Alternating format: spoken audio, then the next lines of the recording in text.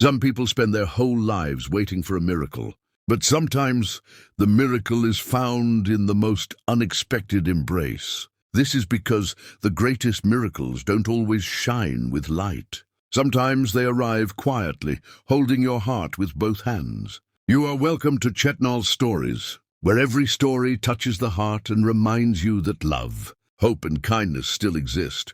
The ballroom of the Grand Arch Hotel was a sea of polite laughter and clinking champagne glasses. But for Eleanor Ellie Hayes, it felt like drowning. She tugged at the hem of her simple borrowed dress. A lone rowboat in an ocean of glittering yachts. This was her college's annual alumni gala, an event she'd only attended because her scholarship required her to volunteer. Now standing awkwardly by a towering ice sculpture of a swan, she felt less like a volunteer and more like a ghost haunting. A party she could never truly belong to. Her heart hammered against her ribs, a frantic drumbeat of anxiety. She scanned the crowd, searching for a familiar friendly face, but found none. And then she saw him. It was Trevor, her ex-boyfriend, gliding through the crowd with the predatory grace of a shark. On his arm was his new girlfriend, a girl who looked like she was born wearing diamonds. Trevor's smile was a weapon, and it was aimed directly at her. He'd seen her. He was coming over. Panic, cold and sharp, seized her. She couldn't let him see her like this. Alone, insignificant, a charity case in a room full of wealth. She couldn't bear the smug, pitying look he would give her, the one that said, "See, you were nothing without me." Her survival instinct screamed. She had to do something, anything. Her desperate eyes darted around the room, and then they landed on him. He was standing near a marble pillar, tall and broad-shouldered, wearing a perfectly tailored dark suit that probably cost more than her entire semester's tuition. He held a drink in his hand, but he wasn't drinking it. He was just watching the crowd with an air of profound, magnificent boredom, a king observing the tiresome antics of his court. He looked just as trapped as she felt. It was a reckless, insane, split-second decision born of pure desperation. Without allowing herself a moment to think, Ellie marched toward him. The space between them closed with every frantic beat of her heart. He looked up as she approached, his dark eyes registering a flicker of surprise. She didn't say a word. She couldn't. She reached him, grabbed the lapels of his expensive suit with trembling hands, rose onto her toes and pressed her lips against his. It wasn't a romantic kiss. It was a collision. It was frantic and clumsy, tasting of panic and the faint mint from her breath. It was a shield, a desperate act of self-preservation meant to scream a single, defiant message to the man watching from across the room. "I am not alone. I'm not broken. I have moved on." The kiss lasted only 3 seconds, but it felt like a lifetime. She pulled back, her face burning with a heat that had nothing to do with passion and everything, to do with pure, unadulterated mortification. The stranger's eyes, a deep, startling shade of grey, were wide with shock. His lips were parted. He smelled faintly of expensive cologne and something clean like fresh rain. She had just assaulted a complete stranger. He was going to call security. He was going to cause a scene. Her life was over. "I'm so sorry, she stammered, her voice a choked whisper. She took a step back, ready to turn and flee, to disappear into the night and never show her face again. But the stranger didn't look angry. He didn't look disgusted. As the shock in his eyes faded, it was replaced by something else, something unreadable. He blinked once slowly, as if rebooting. Then for the first time that night, a slow, genuine smile spread across his face. A sunrise breaking through the cool mask of indifference he had worn just moments before.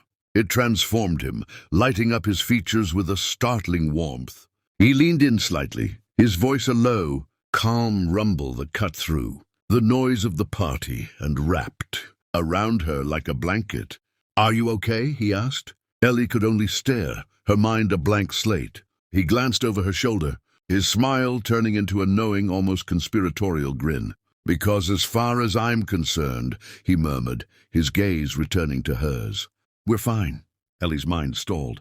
The words, "we're fine," echoed in the sudden ringing silence of her head, completely short-circuiting the frantic apology she was trying to form. She stared at the stranger, at Alexander Alex Sterling, as she would soon learn, and felt a dizzying sense of dislocation. He wasn't supposed to smile. He wasn't supposed to be fine. He was supposed to be furious, giving her the opening she needed to flee in shame. Instead, he stood there, a bastion of calm in her personal hurricane, that small, knowing smile still playing on his lips. From the corner of her eye, she saw Trevor stop in his tracks, his face a mask of confusion and irritation. He glared for a moment, then turned abruptly and steered his girlfriend away. The threat had passed. The storm had been diverted. The adrenaline that had propelled her forward crashed, leaving her weak and utterly mortified.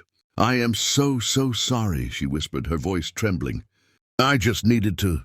I saw my ex and I just—" "Escape a ghost," he finished for her. His perception so unnervingly accurate it stole her breath. His gaze was not judgmental, but kind, holding a depth that made her feel seen in a way that was both terrifying and deeply comforting. "Something like that," she admitted, her cheeks still burning. "Well," he said, his voice a low, steady anchor, "for what it's worth, your ghost looked thoroughly vanquished." He gestured toward the hotel's lobby bar, a quieter, more intimate space away from the ballroom's glare. "Let me buy you a coffee. Thank you for providing the first interesting moment of my entire evening." The offer was so unexpected, so disarmingly gentle that she found herself nodding before she could invent an excuse. The conversation that followed was a surreal departure from the chaos of the last 10 minutes. It flowed with an ease that felt impossible. He asked her nothing about the kiss, nothing about her ex. Instead, he asked her about the book she was carrying in her oversized tote bag, a worn copy of 100 Years of Solitude. That single question unlocked something in her. They talked about magical realism, about the frayed edges of old paperbacks, about the way a story can be a home, without realizing it, swept up in the intensity of his focus. Ellie found herself confessing her deepest, most cherished dream, to one day own a small, cozy cafe bookstore, a place where people could get lost in stories with the scent of old books and fresh coffee in the air. She expected the usual reaction, a polite nod, a condescending smile, the kind of reaction that rich people in expensive suits gave to the quaint dreams of scholarship students. But Alex didn't do that. He leaned forward, his grey eyes alight with a genuine, startling interest. He listened. He truly listened, as if her dream was not a flight of fancy, but a concrete, fascinating business plan. When she finally trailed off, embarrassed by her own passionate rambling, he was silent for a moment. "A place for stories," he said softly, more to himself than to her. He reached into his pocket, but instead of pulling out a phone to ask for her number, he took out a pen and scribbled on a cocktail napkin. "I know a place," he said, his voice dropping into that same conspiratorial tone from before. "The coffee is terrible, truly awful, but it has the best collection of first editions you will ever see." He pushed the napkin across the table. It was an address for an old, dusty-looking bookshop on the other side of town. "Meet me there tomorrow, 3 line." It wasn't a question. It was an invitation that felt like a challenge. Ellie stared at the napkin, her heart doing a slow, complicated flip in her chest. This was insane. She knew nothing about this man, not his last name, not what he did. Nothing except that he had kind eyes and a smile that could melt glaciers. Going would be reckless. It would be crazy. But the memory of their conversation, the feeling of being truly heard, was a pull stronger than logic. The curiosity was a spark that had already started a fire. Would she risk it? Looking into his steady, expectant eyes, she realized she already knew the answer. The next day, Ellie stood across the street from the address on the napkin. The book nook was a faded dream of a storefront nestled between a laundromat and a pizza place.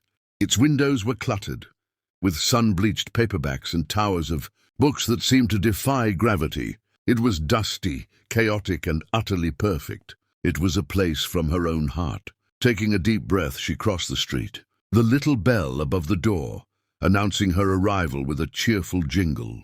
And there he was. He was standing in an aisle dedicated to poetry, and for a moment she barely recognized him.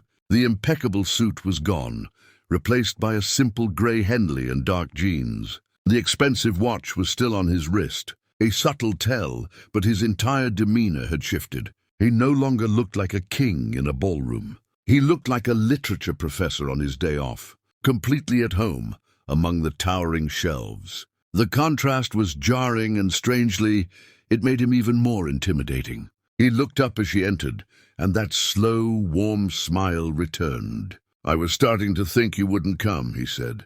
"I was starting to think this place wasn't real," she countered, her voice a little breathless. For the next few hours, he let her lead him through her world.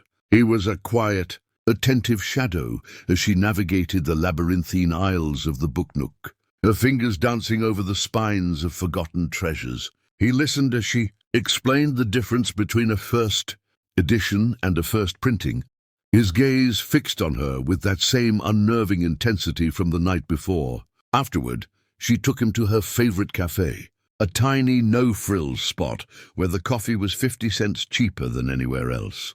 And the owner knew her by name. They sat on mismatched chairs, and he didn't flinch at the chipped mug he was given. He seemed utterly fascinated by the simple, unpretentious rhythm of her life, a world away from the calculated elegance of the Grand Arch Hotel. He never once talked about his job, only offering a vague, mysterious smile when she asked. "I invest in stories," was all he said. They ended the afternoon on a worn wooden bench in a small local park, reading their newly purchased books in a comfortable silence. The sun was warm on their faces, and for the first time in a long time, the frantic, anxious drumbeat in Ellie's chest had quieted to a soft, steady rhythm. It was easy. It was natural. It was terrifying. The peace was shattered by a familiar, condescending voice. "Well, well, look what we have here. Slumming it, are we, Ellie?" Ellie's head snapped up. Trevor stood before them, his arms crossed, a smug sneer plastered on his face. He must have seen them from the street. It was too much of a coincidence. "What do you want, Trevor?" she asked, her voice tight. His eyes flickered dismissively over Alex. "Seriously, this is your big upgrade? You traded me for a librarian?" He laughed, a short, ugly sound. "I guess you can't afford my world anymore." The insult hung in the air, thick and poisonous. Ellie felt the familiar flush of shame, the sting of humiliation. She opened her mouth to retort, to say something, anything. But before she could utter a single word, Alex closed his book with a soft, definitive thump. He didn't get angry. He didn't raise his voice. He simply rose to his feet, a calm, immovable object. He was taller than Trevor, broader, and he seemed to take up all the air around them. He looked directly at Trevor, his grey eyes now cold and hard as steel. "I think," Alex said, his voice a low, quiet command that was somehow more menacing than a shout, "that your conversation here is over." There was no threat in his words, but the absolute authority in his tone was unmistakable. It was the voice of a man who was not used to being questioned, a man who expected to be obeyed. Trevor, for all his arrogance, recognized it instantly. He flinched as if he'd been struck. He took an involuntary step back, his sneer dissolving into a look of pure shock. Without another word, Trevor turned and walked away, his retreat hasty and undignified. Ellie stared at Alex, who was now calmly brushing a piece of lint off his sleeve as if nothing had happened. Her heart was pounding in her chest, but this time it wasn't from fear. It was from awe.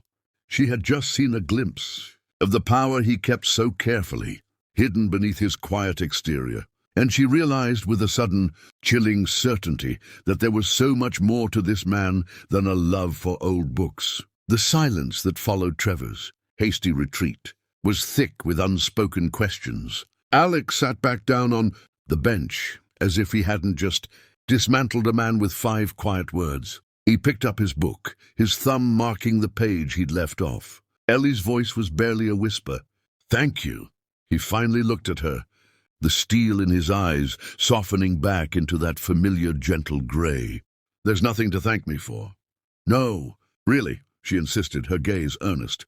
"No one's ever stood up for me like that before." The admission felt deeply personal, a confession of a lifetime of feeling small and undefended.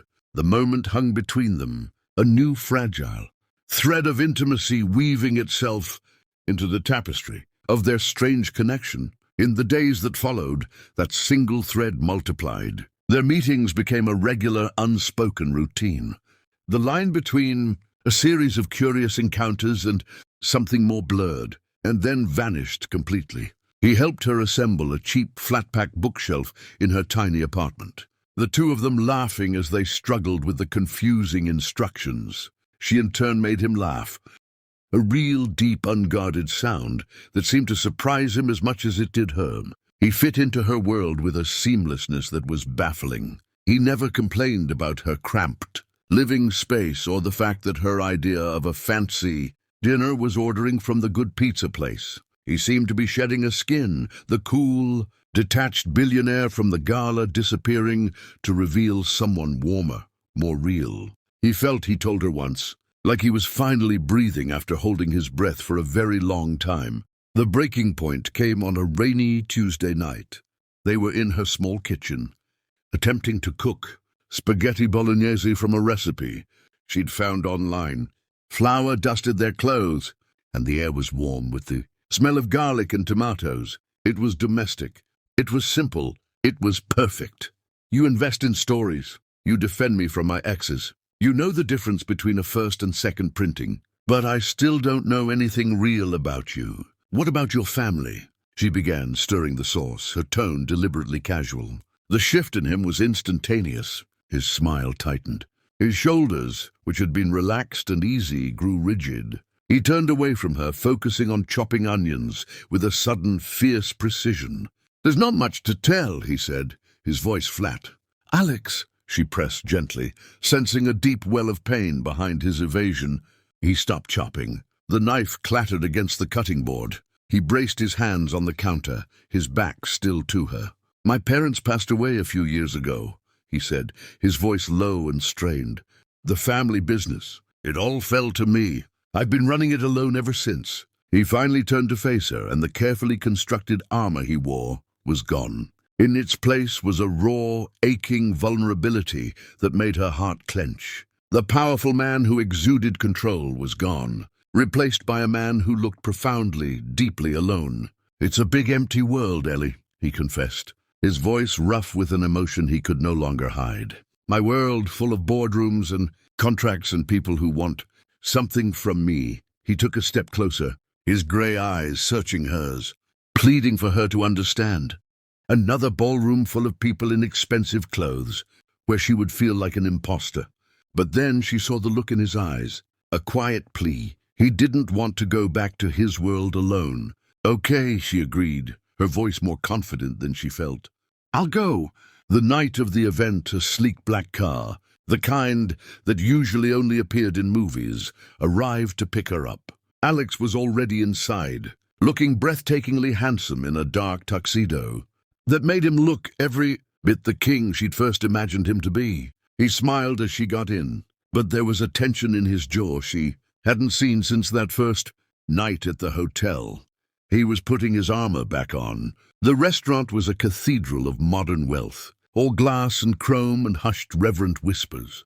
Ellie clutched her small handbag, feeling the familiar anxiety creep back in. Alex's hand found hers under the table, his thumb stroking her knuckles in a small, reassuring gesture.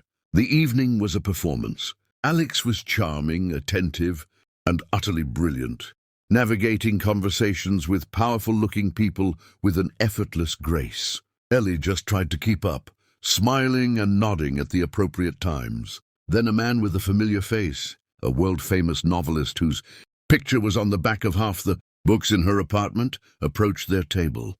"Alex," the author Stephen said, his voice booming with familiarity. "A pleasure to see you.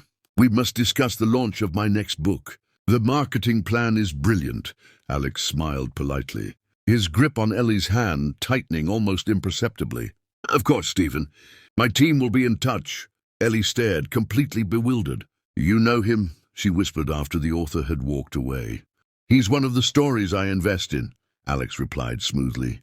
But his eyes didn't quite meet hers. The answer felt slick, evasive. Later, as they were leaving the restaurant, a sudden blinding flash of light erupted from their right. A man with a camera was snapping pictures furiously. Mr. Sterling, who's the new girl?" Alex's face hardened into a mask of cold fury. He shielded Ellie with his body, his arm wrapping around her protectively as he hustled her toward the waiting car. He barked something at the driver and the car sped away from the curb, leaving the photographer behind. The silence in the car was heavy and suffocating. The easy intimacy they shared in her small apartment felt a million miles away. "What was that?"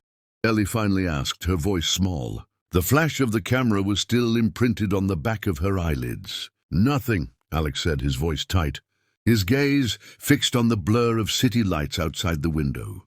"Just an inconvenient photographer." But Ellie knew it was more than that. It was a lie. He was hiding something big. And for the first time, a cold, sharp sliver of doubt pierced the warm bubble of their romance. It was the first seed of a suspicion that would soon grow into a thorny, painful vine.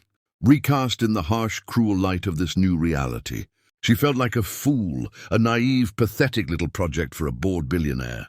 Had he been laughing at her this whole time? Was she just an amusing diversion? A story he was investing in for his own entertainment? Her phone rang again. The screen lit up with his name. Alex. She stared at it, a white-hot rage mixing with a grief so profound it felt like a physical wound. She answered, her hand shaking.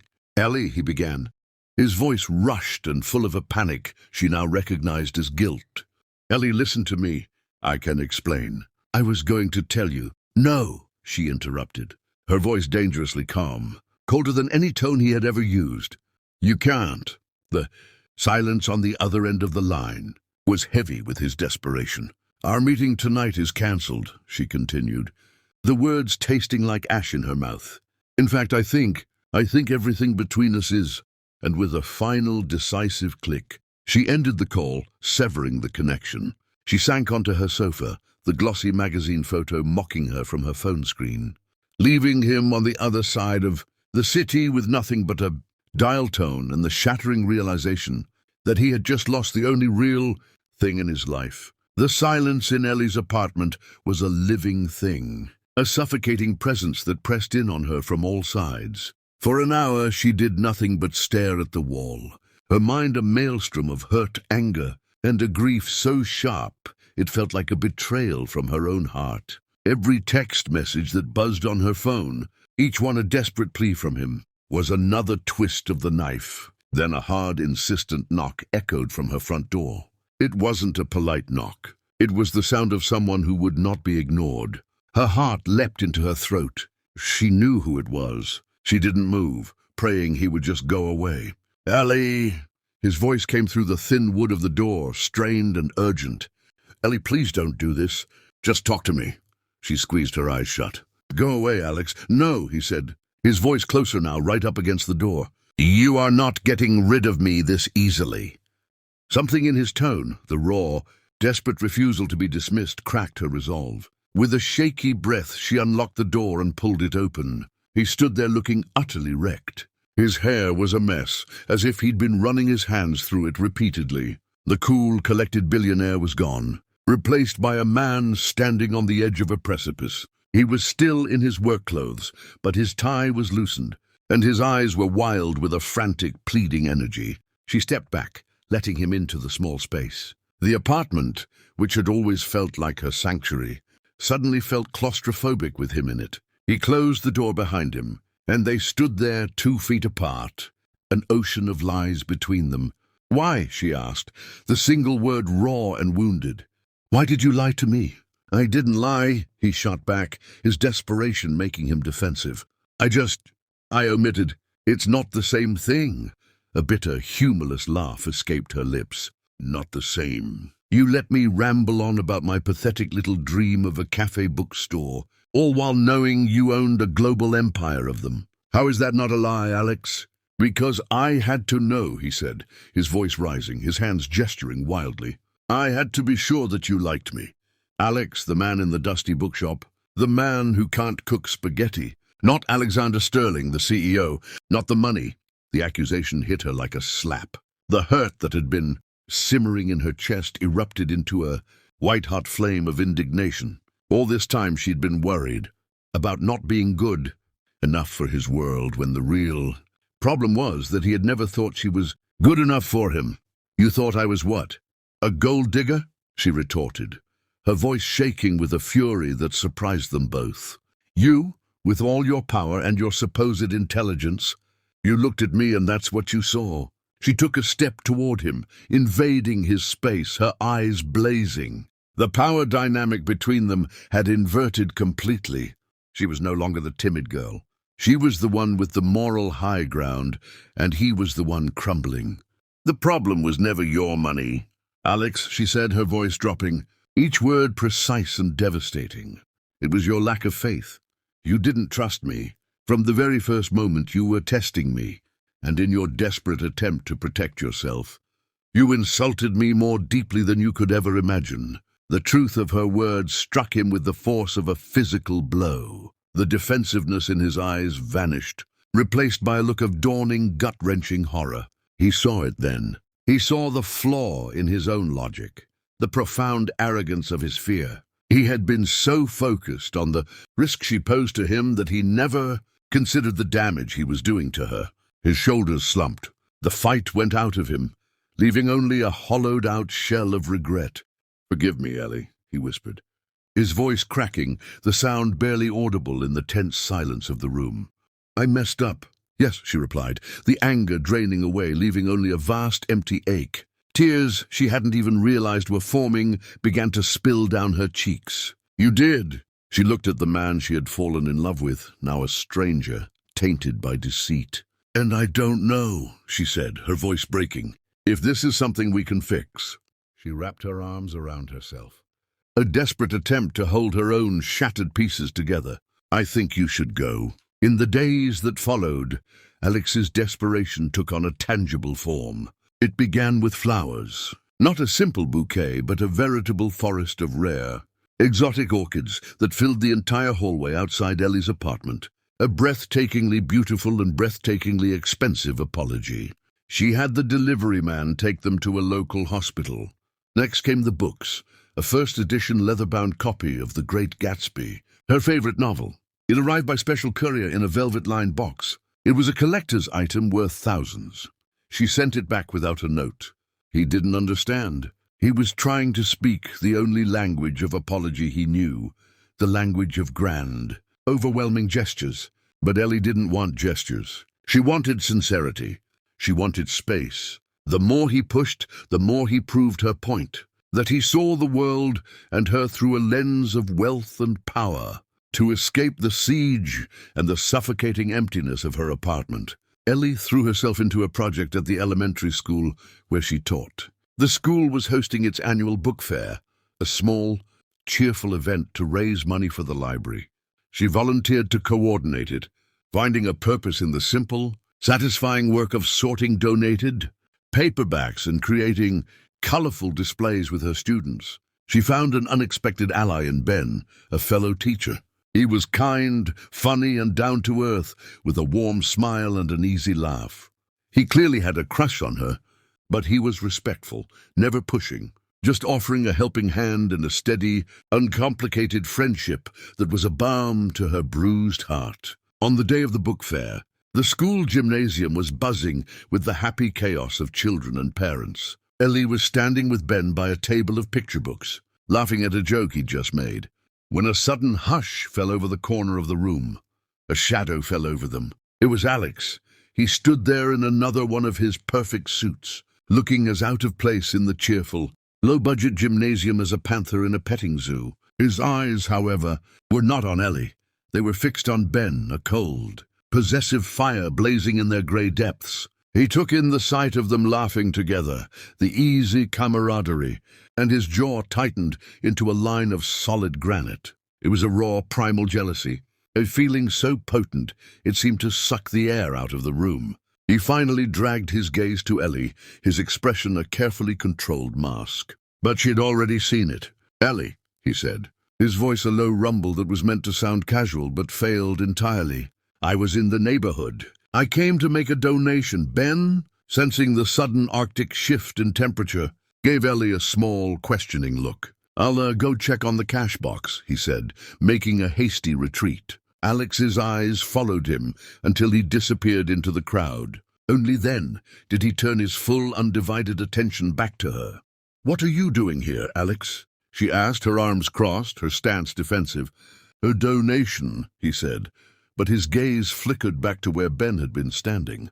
The lie was paper-thin. He hadn't come to donate. He had come to check on her. A spark of defiance lit in Ellie's eyes. She saw his jealousy for what it was, another form of control, another assumption that he had some claim on her. "Or did you come to mark your territory?" she challenged, her voice quiet but sharp as a shard of glass. The direct hit landed. He flinched, the mask of cool indifference cracking, revealing the raw, insecure man beneath. He had come here to fix things, but in his arrogance and fear, he had only managed to make them infinitely worse. Ellie's challenge hung in the air between them, sharp and glittering as a drawn sword. The cheerful noise of the book fair faded into a distant buzz. Alex stood exposed, his flimsy excuse of a donation stripped away, revealing the raw, possessive motive beneath. He could have lied again. He could have doubled down on the pretense, using his wealth and power to intimidate her. The old Alex would have, but the man standing in front of her was no longer that man. The past week of her silence had hollowed him out, teaching him a brutal lesson in loss. He let out a slow, ragged breath, the fight visibly draining from his shoulders. "Yes," he admitted, his voice rough with a self-loathing that stunned her into silence. "I saw you with him and I didn't like it. And I hate that I feel this way, because I know I have no right to." The raw, unvarnished honesty of his confession disarmed her completely. It was the first truly sincere thing he had said to her since the discovery. He wasn't making excuses or trying to justify his feelings. He was just admitting to them, admitting his own weakness. He took a half-step closer, his eyes pleading with her to understand. "I'm done with the grand gestures, Ellie. No more flowers. No more expensive books. I get it now. That's not the way." He paused, gathering his thoughts, his expression shifting from one of pained confession to one of intense, focused resolve. "I'm not going to try and buy you back," he said, his voice gaining strength. "I'm going to invest in you." Ellie's heart sank. "Alex, no, not like that," he interrupted quickly, seeing the disappointment on her face. "Not my money. I'm going to help you build your dream," he said, his voice low and urgent. "The cafe bookstore. I'll finance the entire thing. No strings attached. Consider it an apology, a real one." It was a magnificent offer. It was the keys to the kingdom, the one thing she wanted most in the world, handed to her on a silver platter. It was also a test, and it was one she had to refuse. "No," she said, her voice quiet but firm as bedrock. The single word seemed to shock him more than a slap. "I don't want your money, Alex," she explained, her gaze unwavering. "I don't want to be another one of your charitable projects or a story you invest in. If I ever build that cafe, I'm going to do it myself on my own terms." The refusal, the sheer unexpected force of her integrity, hit him with the power of a physical blow. He stared at her, a whirlwind of emotions crossing his face. Shock, frustration, and then overriding it all. A profound and overwhelming wave of admiration. He had offered her a shortcut to her dreams, and she had chosen the harder, more honorable path. She didn't want his empire. She wanted his respect. A slow smile, the first genuine one she'd seen in days, touched his lips. He had been playing the game all wrong. "Okay," he said, his voice changing, adapting. He was a brilliant strategist, and he had just been handed the real rules of engagement. "Okay, no money, not as an investor." He leaned in, his eyes locking with hers, a new thrilling proposition taking shape. "Then as a partner," he wagered, "a silent partner. I won't give you a dime, but I'll give you my knowledge, my contacts, my time. I'll help you write the business plan. I'll help you navigate the permits. I'll teach you everything I know. Let me prove that I believe in you, not in what my money can do for you." He held his breath, laying his final, most valuable card on the table. Not his wealth, but himself. Ellie stood frozen, caught in a brand new dilemma. Accepting his help meant letting him back into her life, a risk that terrified her. but refusing meant turning her back on the one person who could truly help her achieve her dream, and perhaps the one person who was finally truly trying to earn her trust. The decision to say yes was the hardest one Ellie had ever made. It was a tentative, fragile agreement forged in the noisy chaos of the book fair. It wasn't forgiveness, not yet, but it was a truce, a willingness to see if the man who had broken her trust was capable of rebuilding it. Their first business meeting took place a few days later at her kitchen table, the same table where he had first confessed his loneliness. The air was thick with a cautious, formal tension. He arrived not in a suit, but in the casual clothes she recognized from their day at the bookshop. He brought a laptop and a stack of notebooks, but no preconceived notions. He didn't tell her what to do. He asked her questions. With Alex's guidance and Ellie's vision, the business plan came together. It wasn't just a dream anymore.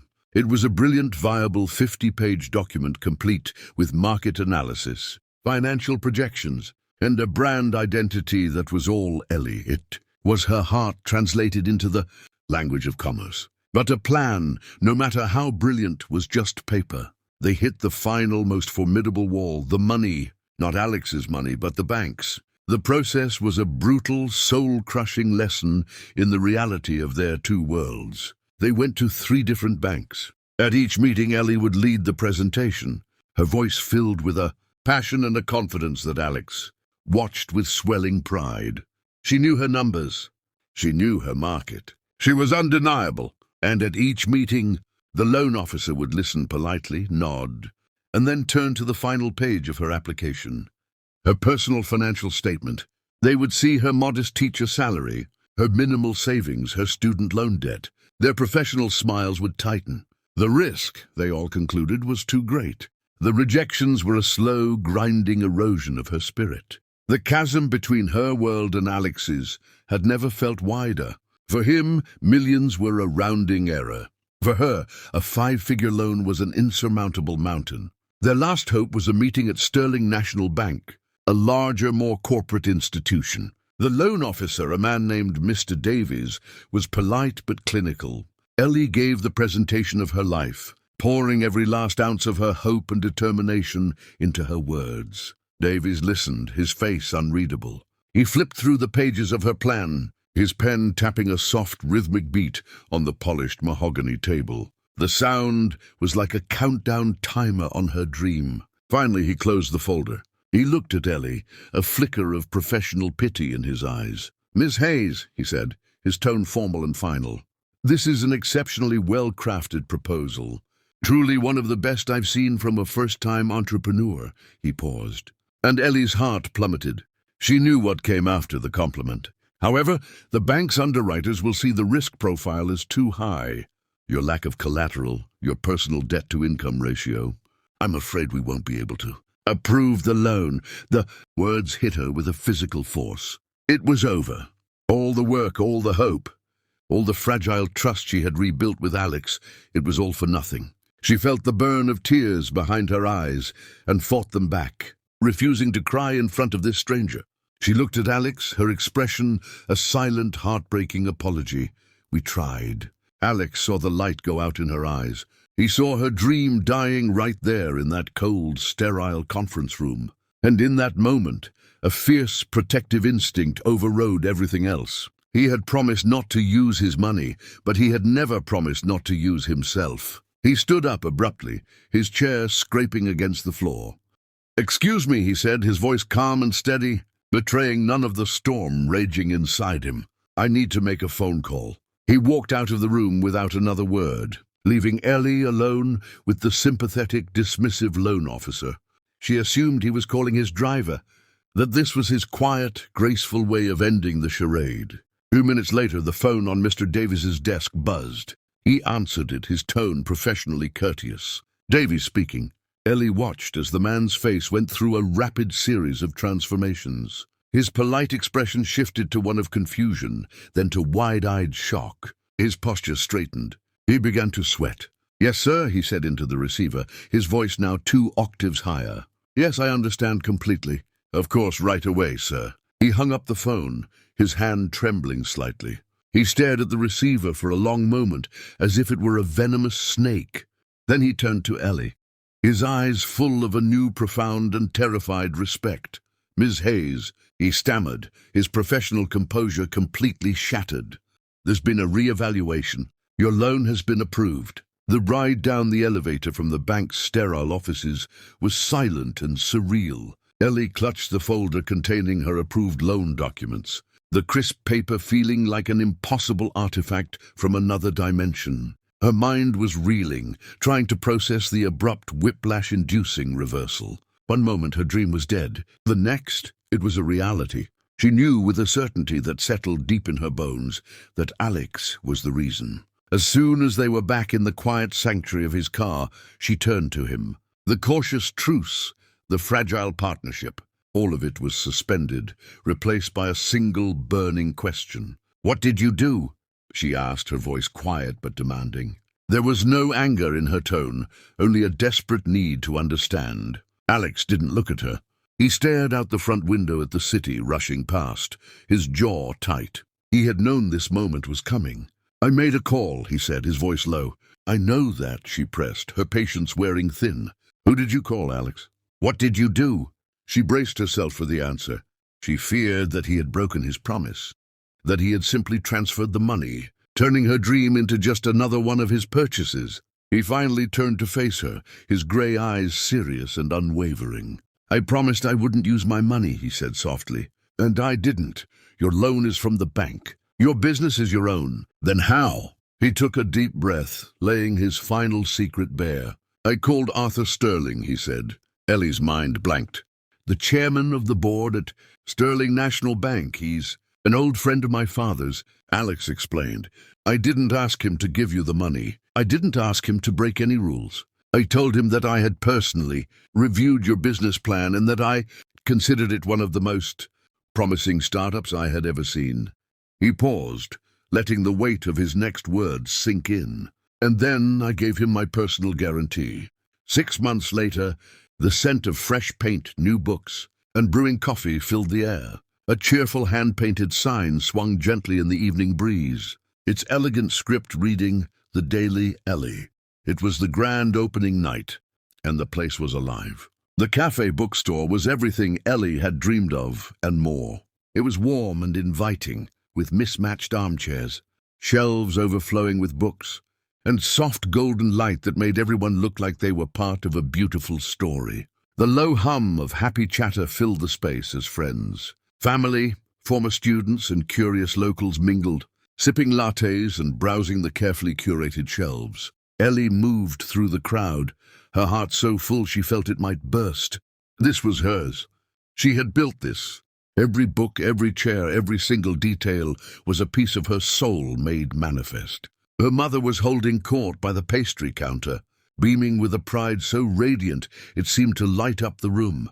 Across the way, Maya was dramatically reading the back cover of a romance novel to a laughing group of friends. And in the center of it all was Alex. He wasn't playing the part of the billionaire benefactor. He was simply her partner.